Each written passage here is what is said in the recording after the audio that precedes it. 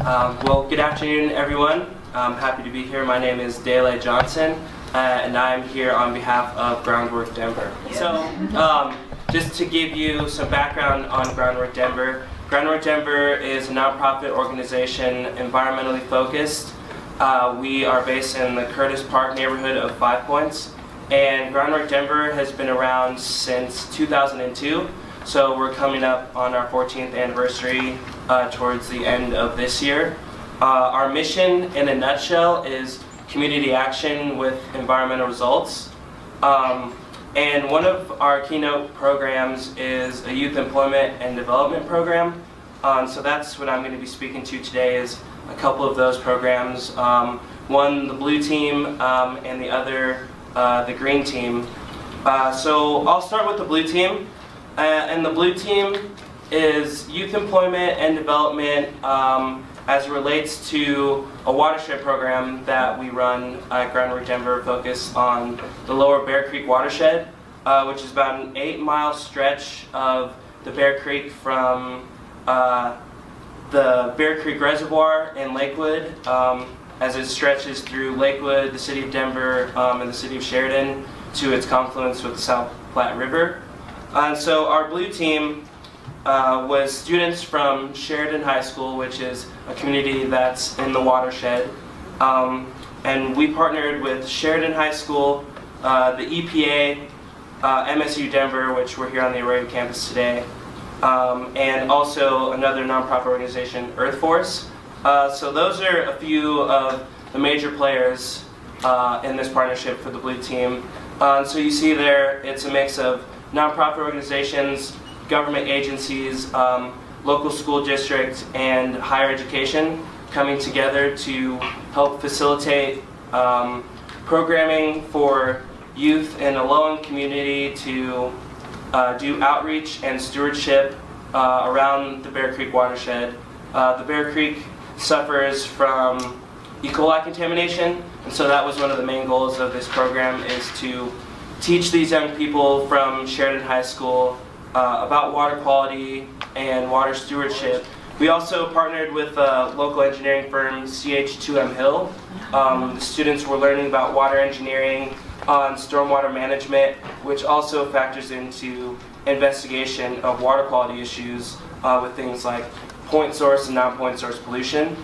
And finally, another partner was the U.S. Fish and Wildlife Service, who also came to meet with students, talk about careers in the Fish and Wildlife Service, and also do some educational programming around water sampling, water testing, and learning about pretty much water science in general.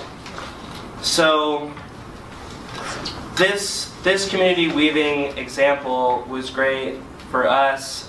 It was actually a pilot program last summer. It was the first time we had done it, and it was extremely successful, so we're going to be continuing it for a second year this summer, hopefully working with a group of the same students that we were working with last summer, but hopefully expanding that program to reach some of their peers as well, and to continue to develop leaders in the community of Sheridan. So these young folks, a lot of them, they didn't always know about the Bear Creek. It's a creek that is running by their homes. They can see it when they're driving on Hampton or US 285. It's a quarter mile away from their school campus, and yet some of these students, before working with us, had never interacted with the trail or the creek at all. So that's them at the beginning of this 8-week program, not really knowing much about it, to at the end of this 8-week program, giving presentations to the school board and Sheridan City Council about these water quality issues, and establishing themselves as people who care about their community and pushing forward stewardship of this body of water. And that was really great to see.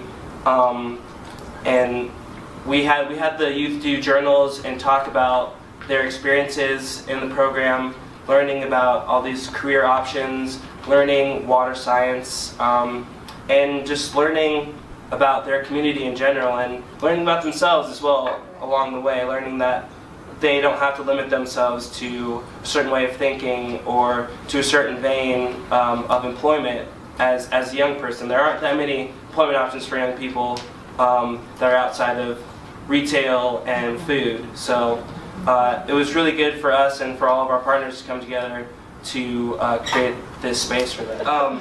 And speaking of food, I'll move on to a second example of community weaving at Groundwork Denver as it relates to our green team, which is a program that's been around since the start. And one of our green teams takes a focus on urban agriculture. And so one of Groundwork Denver's longtime partners as it relates to urban farming and gardening, Produce Denver, a small business, actually won the RFP and they were contracted to farm the land. And so they brought in Groundwork Denver and our youth employment team as labor for these farms. And so these youth, ages 14 to 18, were working in the summer 4 to 5 days a week, learning about farm management, urban agriculture, organic growing, and becoming part of something bigger in the fact that most of these students were DPS students and they were helping to grow produce for their peers. And this last summer, 3 farms, each around an acre apiece, together yielded over 30,000 pounds of produce. Wow. A lot of that is thanks to youth labor and volunteer labor as well.